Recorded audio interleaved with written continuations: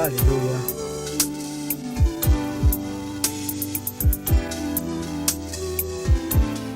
Njagala kulamusaako nyo nate mu linnya lya Mukama waffe Yesu Kristo, omwana wa Katonda abeerera ddala omulamu. Twagala okwebaza Katonda ku lw'obulamu bwo. Mwaka mupya tugulumiza Mukama. Njagala kukulisaayo mu session ze twabaddemu nga twoleka obulimba bw'abantu abamu. Tukyakikola tugenda mu maaso, naye ate tulina omulimu emirala egy'okola. Twebaza Yesu. Nate ku mulundi guno tuguse ne topic endala tugenda okuba nga tutunuulira. Ale yampuliriza, walokoka tewalokoka, tonnaba kukkiriza Yesu, wakkiriza Yesu naye tewabitegeera, walokokera eyo wala tobimanyi. Kama tuwadde program nkwaniriza ku Just Gospel Media Uganda, program amaaso ku kanisa kwe tutunuulira. Tetutunuulira bya bufuzi wadde baserebu, ne tutunuulira ekanisa ya Kristo. Ayalokoka nga tewabitegeera, naawe atanaba kulokoka, programu eno egenda kuyamba. Nkwaniriza ku Just Gospel Media Uganda. Mikwano gyaffe abali mu Saudi Arabia, mbajjukiza mwajjula omwoyo okusinga abalala.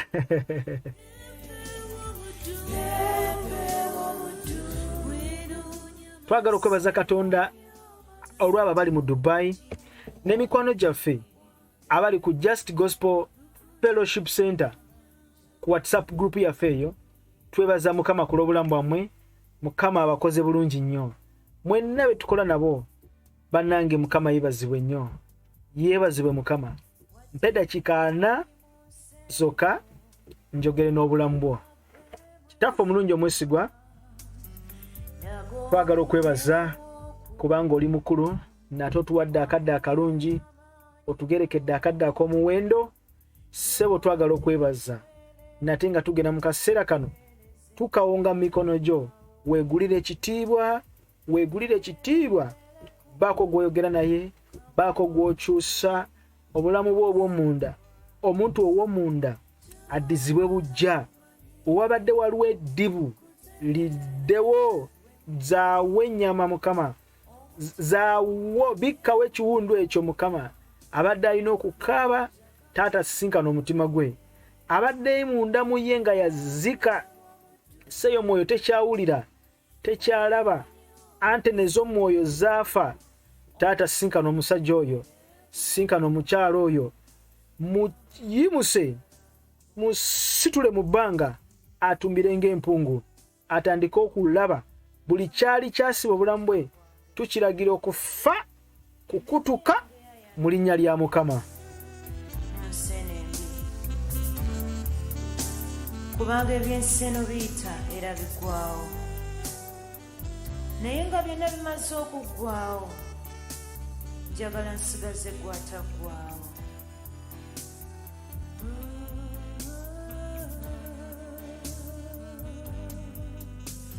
Mukama laba yonnoonya. Katonda okuva ku lubereberye ng'alina enteekateeka eri omwana w'omuntu.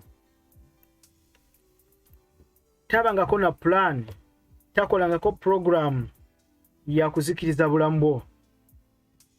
Kuva ku lubereberye ng'alina enteekateeka.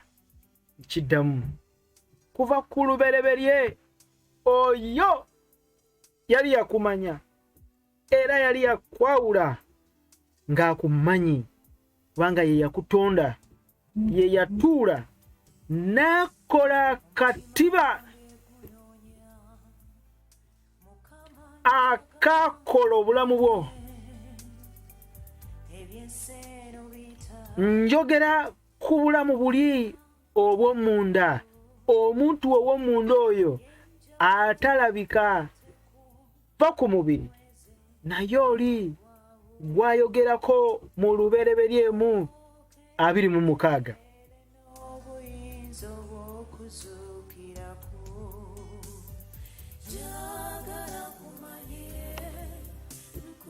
yagamba nti tukole lubereberye 1:26 mwanyinaze Dorothy Mugalu yeebazibwe Mukama weebala oluyimba oluli mu background lutukola bulungi nnyo kama ko mukisa nebaza Mukama ate ne kula producer waffe atuyiyiza akikubalire Yesu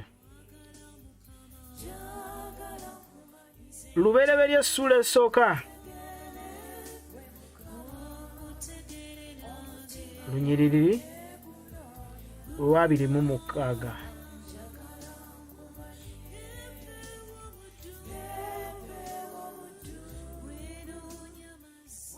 awo Katonda nayogera nti tukole omuntu mu kifaananyi kyaffe mu ngeri yaffe wanji yagamba atya tukole omuntu mu kifaananyi kyaffe mu ngeri yaffe nga mucyo atufaanane abeere nga ffe nga bw'atambula balaba ffe abeera nze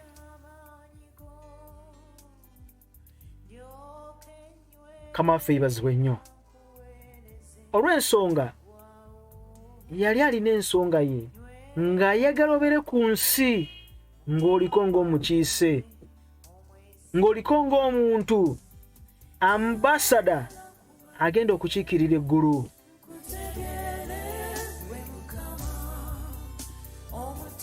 ng'ensi ye embassy nga gwe ambasada ng'eggulu kye kitebe bw'atyo ng'ayagala ebiri mu nsi obifuge ofuge eby'omu bbanga ofuge eby'omu mazzi n'eby'okulukalu ng'ofuga ani afuga gwe njogera naawe wakanula amaaso ago wayogera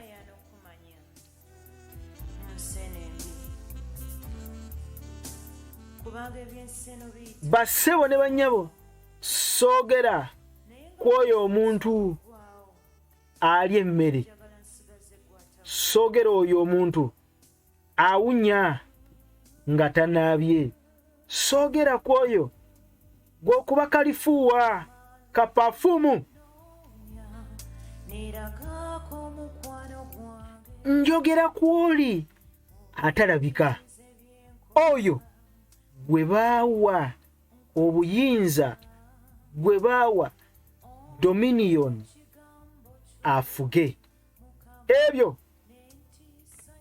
by'omu bbanga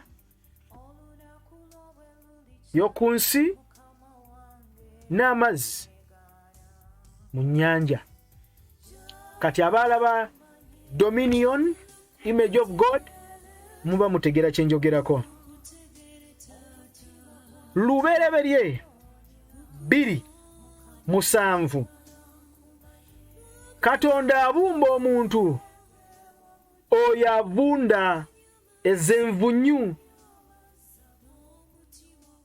agamaaso golaba nvunyu olubuto lwolaba olwo n'akabina kolaba kotiribisa obwo busa bwotwala emmanju yoya n'agamba nti kati njagala kunywa soda yoyo alya keeki yoyo alya enkoko bassebo ne bannyabo neefuluma nga tekyali nnyama wabula nga keeki gy'ofumbidde mu lubuto neefulumira emmanju n'ogisuula mu ttooyi awunya simwagala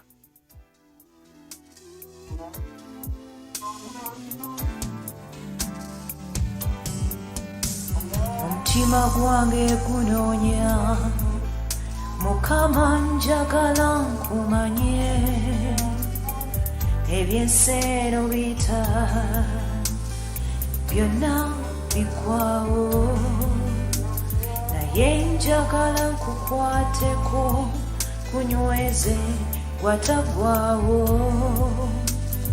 ndyoke nkutegeere n'obuyinza obw'okuzuukirako njagala kumanye nkutegeere gwe Mukama omutima gwange gunoonya Mukama njagala nkumanye neepeewa buddungu bwenoonya amazzi ag'okunywa omutima gwange gunoonya Mukama njagala nkumanye njagala nkumanye njagala nkutegeere gwe Mukama nkutegeere nange gwange gunoonya Mukama njagala nkumanye neepeewa buddungu bwenoonya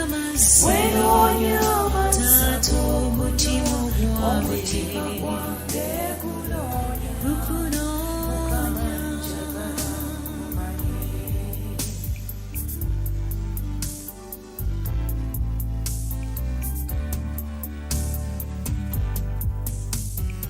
wadde nga ndi mu nseeno Mukama gwe mwesigwa nago okubeerawo Hallelujah. Sunywa mko kama ibazibwe nnyo Katonda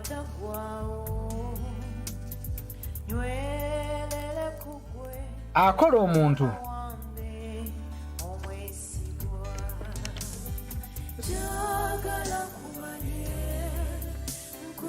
sonyiwemu naye Mukama mulungi. Amen. Katonda akola omuntu eyasooka ow'omwoyo nazzaako ow'omubiri n'akwata omuntu oli ow'omwoyo n'amufuuwa mu muntu ow'omubiri. Omuntu ow'omunda yali talina bulamu n'afuna obulamu. Ye mmeeme y'omuntu nga talina bulamu ne bamufuuwamu omukka ogw'obulamu gwe mwoyo. Omubiri gw'omuntu nagwo ne gusituka ne guba n'obulamu. Okategedde? Ye Basesitolonika ekisooka tugendewo mpa ku budde.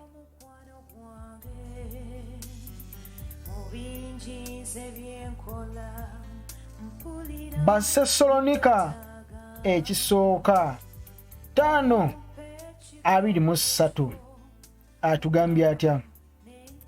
Era Katonda ow'emirembe yennyini abatukulize ddala era omwoyo gwammwe wangi omwoyo gwammwe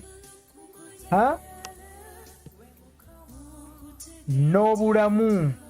Kati obulamu yayitibwa emmeeme ey'omuntu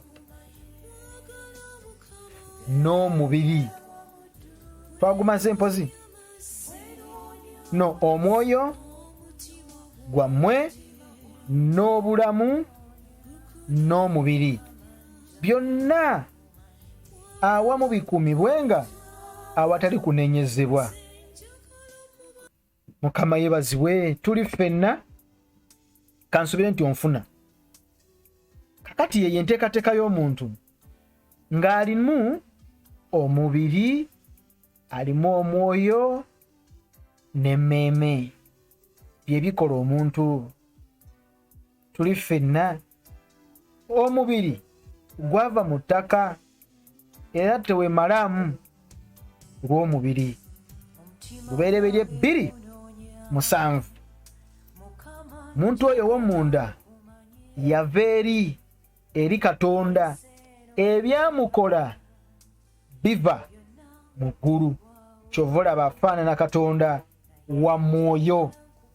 Ow'omubiri ebyamukola bya mu biri.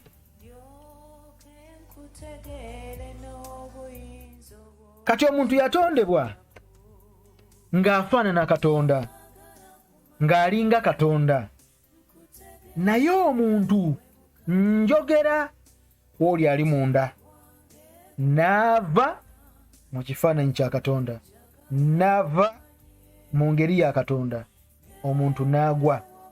Adamu lubereberye 3 n'agwa. Katonda yasigala anoonya omuntu. Adamu oliwa?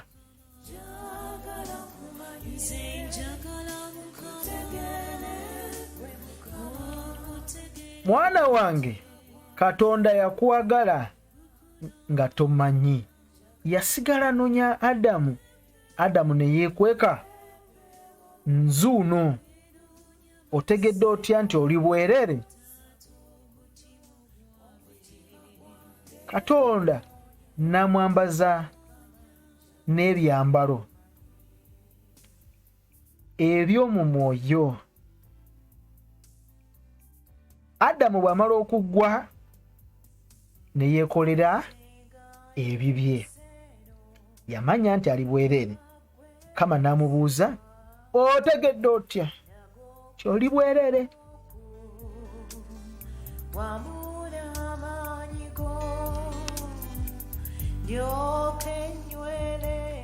Kati ensi yaffe ey'omwoyo yayambulwa ekitiibwa kye yalimu n'egwa flat. Still Katonda yasigala anoonya omuntu.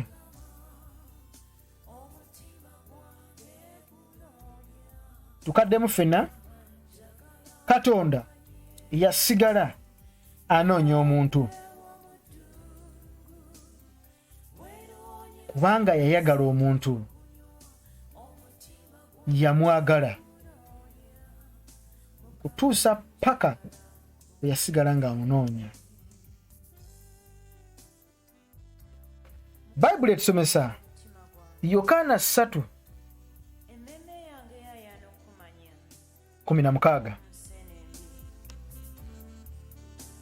Kubanga ebyenseno biyita era biggwaawo, naye nga byonna bimaze okuggwaawo, njagala nsigaze gwataggwaawo.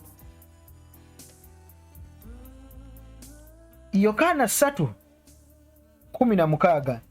Kubanga Katonda bwe yayagala ensi bw'ati n'okuwaayo n'awaayo omwana we, buli amukkiriza aleme okubula naye abeere n'obulamu obutaggwaawo. Olaba nti Katonda asigala ajja ng'anoonya omuntu, ayabula, ayagwa, ng'asigala akwagala nga ggwe, kubanga tayagala kufiirwa budde bwe, tayagala kufiirwa maanyi ge, yateekamu nnyo. Kumwe mwenna abali awo, ani ayinza oteeka ssente mu bizinesi n'oyagala zife togge ng'olaba waakiri olwana, olabe ng'obaako ky'otaasa oleme kufiirwa? Kati Katonda obudde bwe, amaanyi ge, ssente ze yateekamu, essaawa ze yatwala, byonna bye yakola, tayagala bifiirwa. Lwaki? Kubanga byali bya muwendo.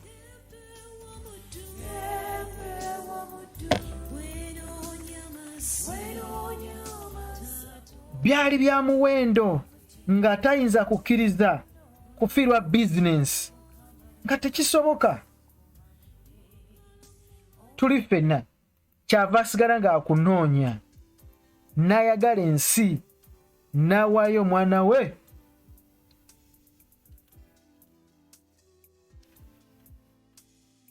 Yokaana 3 n'olunyiriri olusooka. aliwo sabye onsomere. Tugenda kutunuulira ekintu kino. You must be born again. Kitegeeza ki?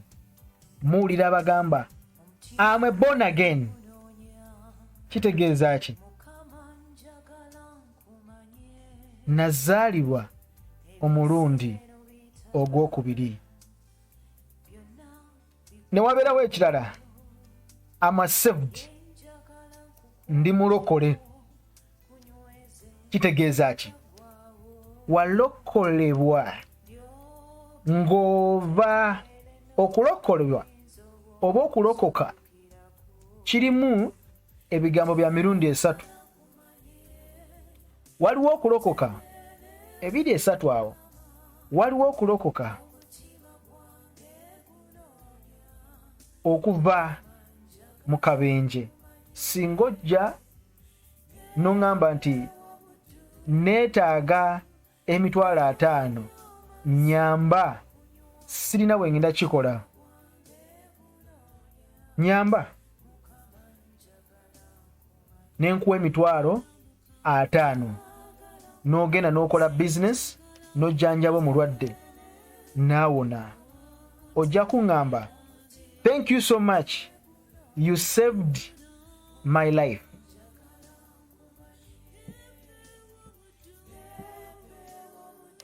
Singa tuwako gye tulaga ne tutegeeragana nti mwattu tujja tuukayo ssaawa 2 tuve wano ssaawa 12. Nkukubira akasimu ne nkutegeeza please be on time, save time, lokola obudde. Tuli ffenna singa eryato liggwa mu mazzi n'owanika omukono n'ogamba ntaasa nzijaayo sisobola, nenkwata enkasi nenjikuwa nenkujjayo mu mazzi. I have saved you from danger. Nkulokodde okuva mu kabi. Kaakati Kristo naffe yatulokola n'atujja mu kabi. Yatujjayo ewabi. Wabewa baleluya mu ngalo awo. Baleluya ebinyonyi bidduke. Yakola ekyomuwendo omuntu yenna kyatasobola kulowoozaako. Yasasula ebbanja omuntu yenna lye yali tasobola kusasula, wadde nga wali olina obugagga bungi wali tosobola.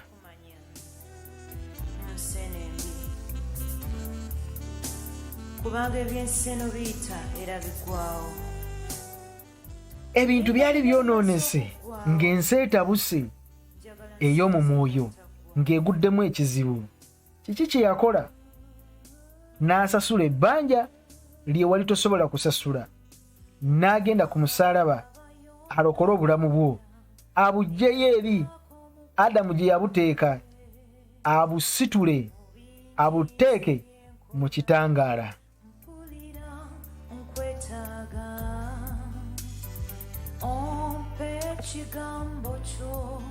Yokaana 3 n'olunyiriri olusooka. Awo waliwo omuntu ow'omu Bafalisaayo erinnya lye Nikodemo. Gamba Nikodemo, omufuzi mu Buyudaaya. Omusajja oyo n'ajja eri Yesu ekiro n'amugamba nti Labbi, tumanyi nti oli muyigiriza eyava eri Katonda, kubanga tewali muntu ayinza kukola bubonero buno bw'okola ggwe wabula nga Katonda ali naye. Tekisoboka. Tubuulire, wateeka okubaawo ekintu wano. Yamulumba na kiro, Yesu amaliriza saaviisi, kulusedi egenze bulungi, aba ali awo Nikodemu ng'akonkona. Yesu gulawo. Yesu kyava mugamba Nikodemu mu lunywa olwokusatu Yokaana 3:3 Nikodemu ddala ddala nkugamba nti omuntu bw'atazaalibwa mulundi gwa kubiri tayinza kulaba bwakabaka bwa Katonda.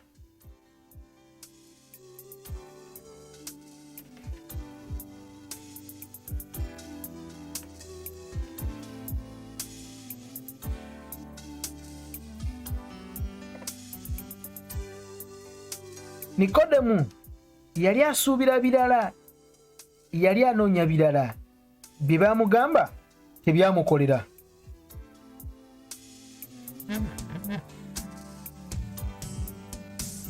Omutima gwange gunoonya, yali ayagala ansa nga ndala. Kristo ansa gye yamuddamu Nikodemu byamuggwako. Ddala ddala nkugamba nti omuntu bw'atazaalibwa mulundi gwa kubiri tayinza kuyingira mu bwakabaka bwa Katonda. Nikodemu n'amugamba nti omuntu ayinza atya okuzaalibwa nga mukadde? Ayinza okuyingira mu buto lwa nnyina n'azaalibwa mulundi ogwokubiri? Yesu n'amugamba ebigambo bino. Yokaana 3:5 ddala ddala nkugamba nti bw'osoma Bayibuli n'osangawo ddala ddala valiri eyo poyinti Yesu aba yagikatiriza nga kinyusi.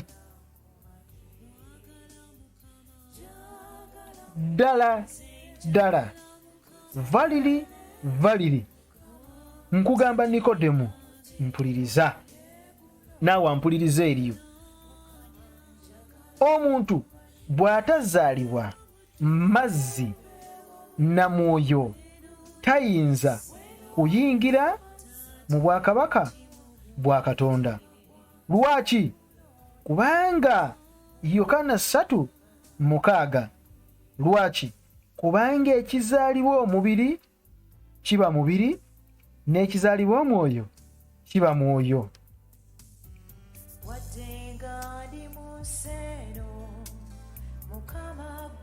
Kyava mugamba nti teweewuunya kubanga nkugambye nti kibagwanira okuzaalibwa omulundi ogwokubiri.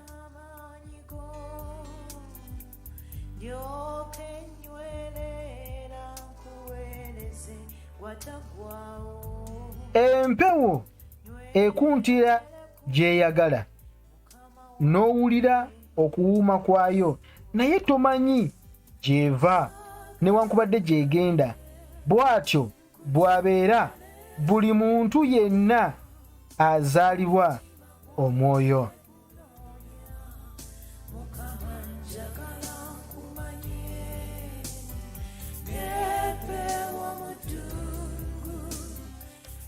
Mukama yaffe yeebazibwe nnyo.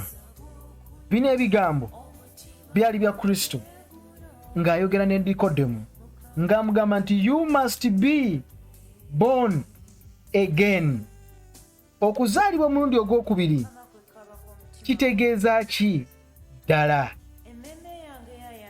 Oli bw'agamba nti nalokoka, nazaalibwa omulundi ogwokubiri, ategeeza ki? Obulokole buno butegeeza ki? Lwaki buli omu agamba ndi mulokole n'omufere agamba ndi mulokole? Of course golodi wa bbeeyi, buli omu ayayanira kya bbeeyi. Kyova olaba batwesooka, abafere ne bayirimbika omwo, abayaaye ne babeera omwo.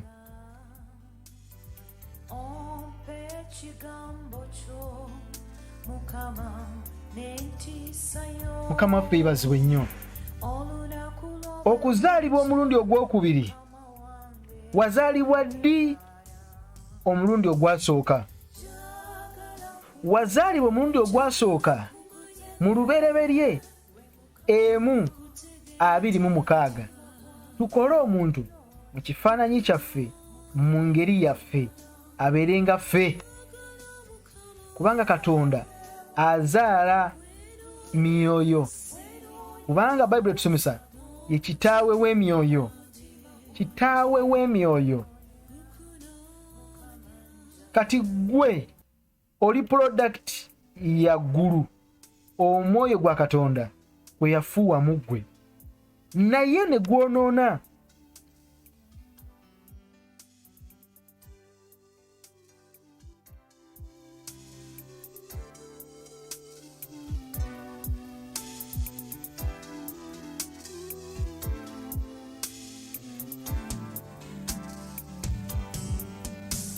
Omutima gwange gunoonya Mukama njagala. Kyava ayogera mu Ezeekeri 36, nkujjukiza Katonda yava dda ng'anoonya omuntu.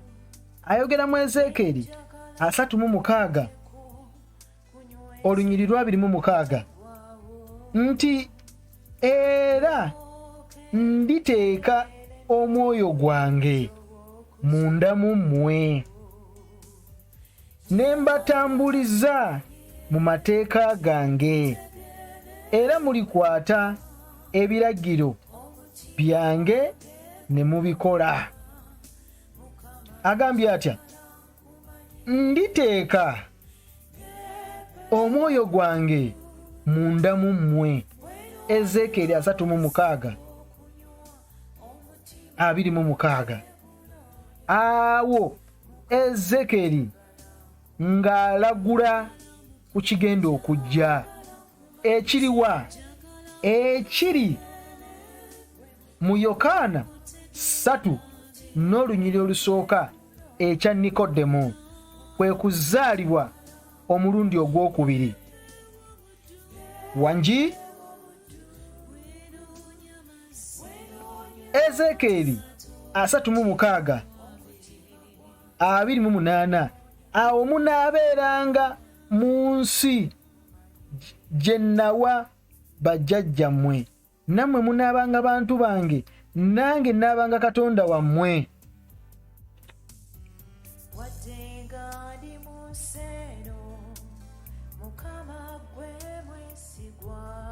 Ddayo waggulu ku Ezeekeri 36:26. Era ndibawa omutima omuggya.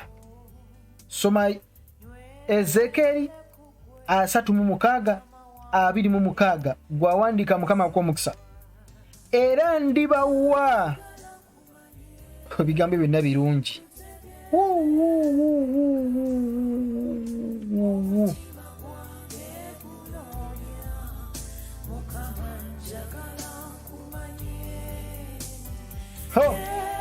Ennyiriri zonna nnungi. Waliwo Ezeekeri, my God, va ku 36:25 tukirire kale omwe mutukuvu webale. Ezeekeri 36:25 ennyiriri nga ziwoma. Era ndibamansirako amazzi amalungi, era muliba balongoofu. Ndibalongoosa ne mbajja mu bibi byammwe byonna ne mu bifaananyi byammwe byonna. Akulaga nti nina pulaani ey'okukyusa obulamu bwo obwayonooneka, omuntu ow'omunda addizibwe buggya. Ebifaananyi ebyo ebyayonooneka nga nakuwa ekifaananyi kyange ne kifa, ndikuwa ekifaananyi ekirala, ndikuzza buggya, ndikufuula omuntu omulala. Wangi agamba 26 we tuli kati. Ezeekeri 36:26. Era ndibawa n'omutima omuggya. Wangi ndibawa omutima omuggya, a new heart. Kitegeeza guli gwonoonese, era ndijja omutima ogw'ejjinja mu mubiri gwammwe ne mbawa omutima ogw'ennyama. Kati Katonda bw'aba ayogera ku kiyitibwa omutima, jjukira bwe yagamba Dawudi, nsanze ndabye omusajja alina omutima ng'ogwange.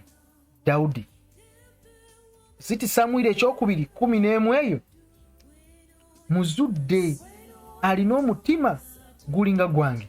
Ate Katonda mwoyo si mubiri. Omutima gwayogerako ayogera ku muntu wo ow'omunda. Kati agamba nditeeka 26 wendi 26 Ezekeri 36:26 ndibawa omutima omuggya. Kitegeeza ndibawa omwoyo omuggya. Mukama njagala nkumanye ebyensero bita nenteeka omwoyo omuggya munda mu mmwe era ndijja omutima ogw'ejjinja mu mubiri gwammwe ne mbawa omutima ogw'ennyama. Kati olunyiriri luno lwogera ku bintu bibiri, lwogera ku mutima n'omwoyo. Omutima gw'omuntu mmeme ya muntu, n'omwoyo bw'obigatta bigwa mu kisanduuko kya mwoyo. Katonda asuubiza nja bifuula bijja.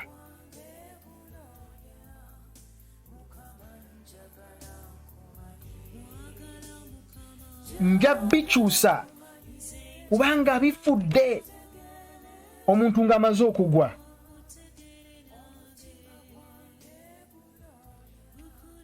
Kyava ayogera Kristo nti gwe okuyingira eggulu kikwetaagisa okuzaalibwa omulundi ogwokubiri. Kitegeeza ki? Nti amazzi galina okwoza omuntu wo ow'omunda ofuuke mujja ebikadde nga bigenze. Kyava ayogera mu Bakolinso ekyokubiri 5:17 agamba atya.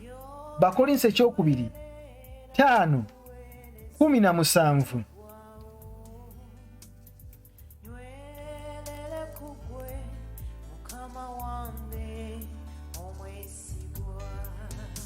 N'olwekyo omuntu yenna bw'aba mu Kristo aba afuuse kitonde kijja, aba kitonde kijja.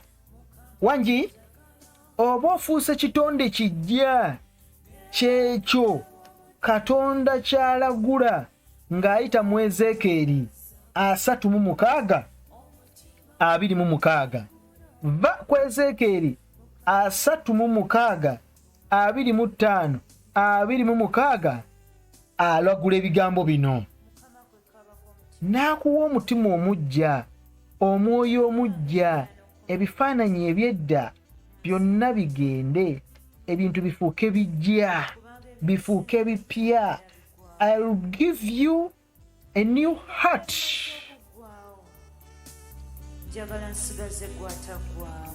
Kubanga oli yafa, oli yazikirira, yazika. Waliwo abantu abali eyo, omuntu w'omunda nga yazika. Tomanyi na byekitegeeza, tomanyi na kyekitegeeza omuntu okuyitibwa nti mulokole.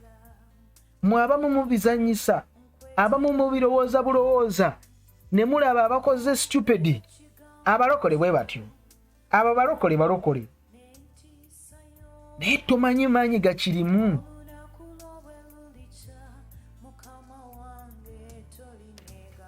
Wazika n'omerera mu muddo,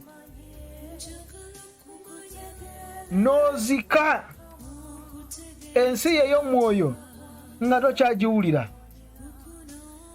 kubanga wabula Katonda asigala ajja kunoonya, akusuubiza, ndikuwa ennyama, omutima omulala, ndikuwa omwoyo omupya. Wazaalibwa ogwasooka ne byonooneka ne bigaana mu lubereberye 1:26. Wazaalibwa omulundi ogwasooka ne byonooneka. Katonda ajja kunoonya era akusuubiza nti ngenda kuwa omwoyo omujja, omutima omujja, obeere mujja.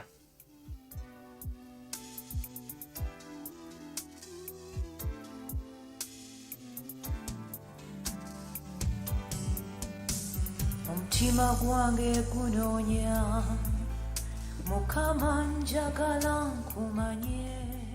Kristo kyava agamba kikugwanira gwe Nikodemu okuzaalibwa omulundi ogwokubiri.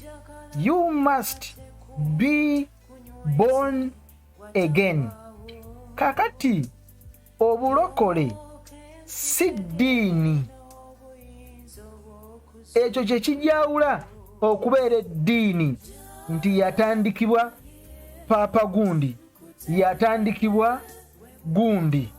No, zaalibwa mulundi gwakubiri, kyuka, lokoka. Abalokole bayaaye, abalokole babbi, obulokole tebuliiyo. Ng'okwata Bayibuli osanga akutte Bayibuli agamba obulokole tebuliiyo. Agamba obulokole butandise ne Museveni, obulokole butandise mu gya 8, obulokole butandika mu gya 7. Bwajja n'abazungu wano mu gye 6 mbujjukira, bwakamala emyaka 4 naye ng'akutte Bayibuli. Nosanga omusiraamu n'akaayana, teri bulokole, teri bulokole, naye nga Qur'ani gy'akutte erimu bulokole.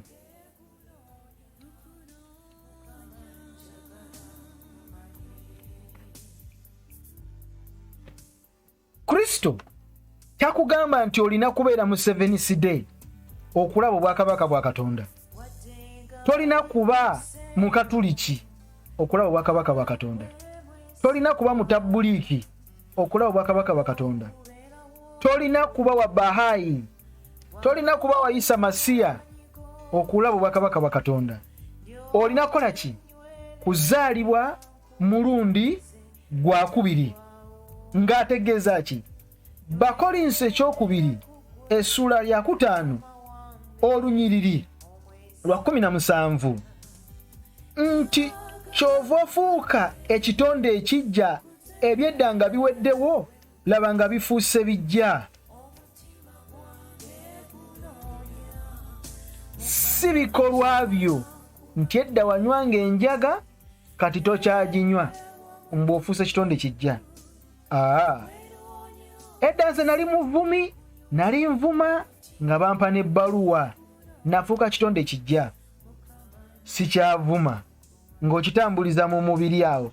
Nedda, kiri eri munda mu mwoyo, kubanga ojja sanga omulokole yalokoka naye ng'akyalina obuntu bwe bw'akolera mu kizikiza, ate ng'atugamba yafuuka kitonde kijja.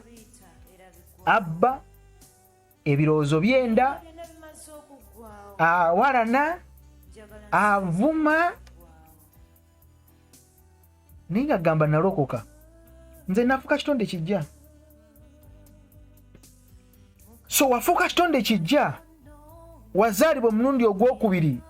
Nikodemu ye yali ayogera nti bannange Yesu, sooka ondekemu naawe omuntu, nze nnyinza okudda mu lubuto lwa maama wange, nzaalibwa omulundi ogwokubiri, nze omusajja omukulu, kiyinzika kuba kitya? mu Yokaana 3:4 nti nedda Nikodemu va mu by'omubiri bino si bya mubiri Nikodemu zuukuka nkugamba nti omuntu olina okuzaalibwa n'amazzi n'omwoyo ekizaalibwa omubiri kiba mubiri n'ekizaalibwa omwoyo kiba mwoyo amazzi gano gakiikirira ki gategeeza ki n'omwoyo guno gutegeeza ki kubanga Katonda azaala myoyo waliwo olunyiriri lwenjagala tumalirize nalwo tumaliriza mukwano todduka mu saavisi tumaliriza 36 Ezeekeri waliwo olunyiriri olunzijidde mu mutwe wano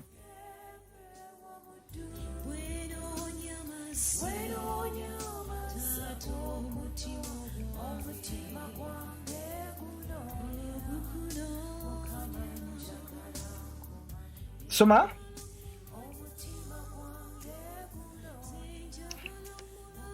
Ezeekeri 3:26 agambye atya era ndibawa Ezeekeri 3:26 era ndibawa n'omutima omujja n'enteeka omwoyo omujja munda mu mmwe omujja era ndijja omutima ogw'ejjinja mu mubiri gwammwe ne mbawa omutima ogw'ennyama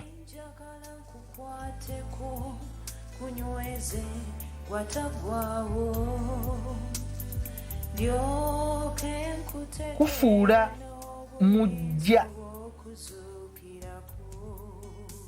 ho kati ayogera mu Ezeekeri 3:25 era ndibamansirako amazzi amalungi era muliba balongoofu ndibalongoosa ne mbajja mu bibi byammwe byonna ne mu bifaananyi byammwe byonna amazzi era ndibawa n'omutima omujja n'enteeka omwoyo omujja munda mu mmwe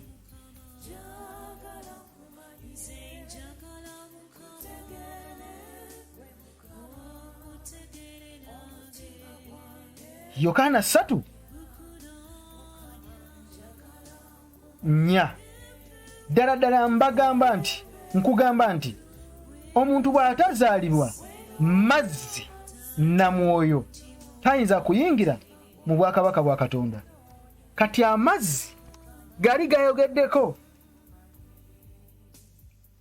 mu Ezeekeri 3:25 Kristo agazza mu Yokaana 3 olunyiriri okuna ng'ali ne Nikodemu maliriza bigambo bino nti okuzaalibwa omundi ogwokubiri kye tugenda okulaba ozaalibwa otya tulabe kye kitegeeza being born again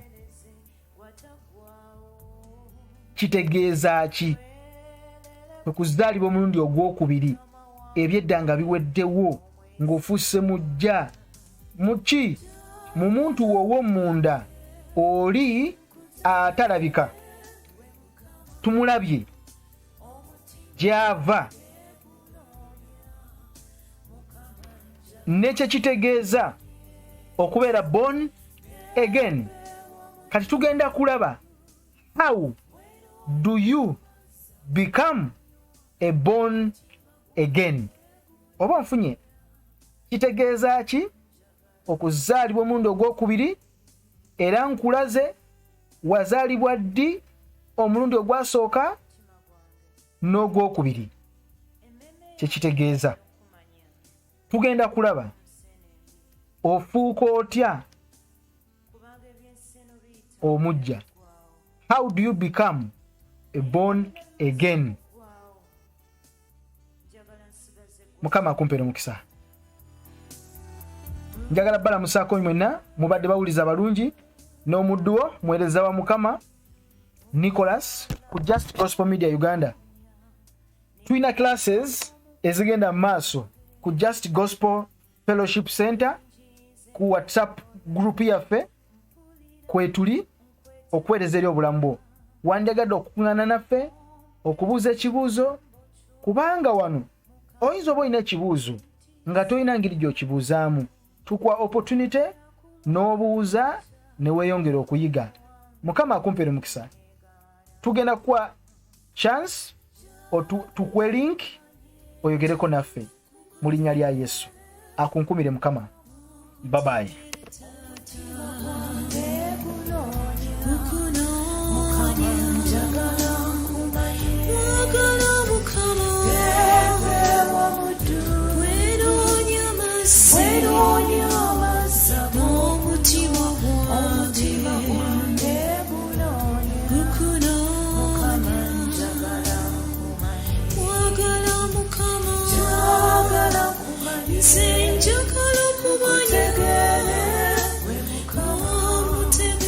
Yes,